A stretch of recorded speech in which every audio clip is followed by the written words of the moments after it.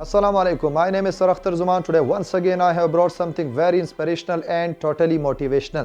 آج کی کہانی نہایت ہی سبق آموز اور دلچسپ کہانی ہے. آج کی کہانی کچھ یوں ہے کہ اپنے دور میں یعنی ایک دور میں بادشاہ نے ایک شخص یعنی ایک آرٹسٹ اور فنکار کو یہ حکم دیا کہ آپ نے 20 سال کے دوران میرے سامنے 2 تصاویر لے کر آنا ہے. ایک تصویر ہوگی فرشتے کی تو دوسری تصویر آپ نے تیار کرنی ہے وہ ہوگی شیطان کی تصویر. تو وہ آرٹسٹ یعنی فنکار چلا گیا اور اس کے لیے بادشاہ نے اس کو 20 سال کا ٹائم دیا. اب فرشتے کی تصویر بنانا تو کافی آسان تھا چونکہ شخص اپنی ماں سے ملا. ماں نے اس سے کہا کہ بیٹا قریب ہی بستی میں ایک بچہ پیدا ہوا ہے, آپ جاؤ اس کی تصویر بناؤ اور بادشاہ کے سامنے پیش کرو. چونکہ آپ سب کو علم ہے کہ پیدائشی طور پر ہر بچہ فرشتہ ہی ہوتا ہے, ہر بچہ پیدائشی طور پر گناہوں سے پاک ہوتا ہے. اب آرٹسٹ نے بالکل یہی کیا. آرٹسٹ چلا گیا, انہوں نے معصوم بچی کی یعنی ننھی سی بچی کی تصویر بنائی اور وہ تصویر بادشاہ کے سامنے پیش کی اور بادشاہ ماننے کو تیار ہو گیا کہ واقعی آپ نے فرشتے کی تصویر بہت ہی اچھی طریقے سے تیار کی ہے. اب آپ کے پاس مزید 19 سال رہ گئے ہیں اور آپ نے ایک شیطان کی تصویر بھی میرے سامنے پیش کرنی ہے. اب یہ 18-19 سالوں تک مسلسل ادھر ادھر گھومتا رہا لیکن کوئی بھی اپنے آپ کو شیطان کی شکل میں اس کے سامنے یعنی شیطان کی پورٹریٹ کے لیے اس کے سامنے تیار نہیں تھا. یہ جس بھی شخص سے کہا کہ اگر شیطان کی شکل میں آپ کی تصویر بناؤں تو کوئی بھی دنیا میں ماننے کے لیے تیار نہیں تھا. اب کسی نے اس کو مشورہ دیا کہ آپ جاؤ, جیل میں ایک ایسا قیدی ہے جنہوں نے 10 سے زیادہ لوگوں کو قتل کیا ہے, شاید وہ شخص مان جائے. تو یہ کیا تھا, یہ فنکار جو تھا یہ سیدھا جیل چلا گیا اور یہ اسی قیدی سے ملا جن کو چند روز کے بعد سزائے موت ہونے والی تھی. اب انہوں نے اس کے سامنے بہت منت سماجت کی اور آخر کار وہ قیدی تصویر بنانے کے لیے مان گیا اور یہ مصور نے اس قیدی کو اپنے سامنے بٹھایا اور مصور نے تصویر بنانا شروع کیا. لیکن درمیان میں کچھ یوں ہوا کہ وہ جو شخص تھا جس کی تصویر یہ مصور بنا رہا تھا وہ رو پڑا یعنی رونے لگا. مصور نے وجہ پوچھی تو وجہ جو تھی وہ کافی بھیانک تھی.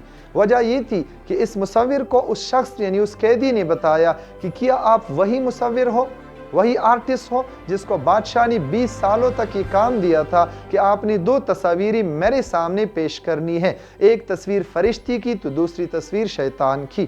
اب قیدی نے کہا یعنی مصور نے کہا کہ واقعی میں وہی ہوں, لیکن آپ کو یہ علم کیسی ہوا؟ انہوں نے کہا کہ چند روز پہلی ہی میری ماں مجھ سے ملاقات کے لیے جیل میں آئی تھی اور انہوں نے مجھے کہا تھا کہ بیٹا اگر آپ لوگوں کو قتل نہ کرتے تو آپ فرشتے تھے. تو میں نے ماں سے وجہ پوچھی, ماں نے وجہ بتائی کہ بیٹا ایک مصور آیا تھا جس دن آپ پیدا ہوئی تھی, انہوں نے آپ کی تصویر بنائی تھی اور بادشاہ کے سامنے پیش کی تھی تو بادشاہ نے آپ کی تصویر کو بطور فرشتے قبول کیا تھا.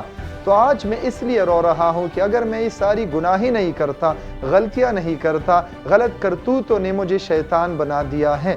تو وہ مصور بھی رو پڑا. تو آج کے دور میں یعنی موجودہ دور میں آپ سب اپنے اعمال کے بارے میں, بلکہ میں بھی, ہم سب کو چاہیے کہ ہم اپنے اعمال کے بارے میں سوچیں.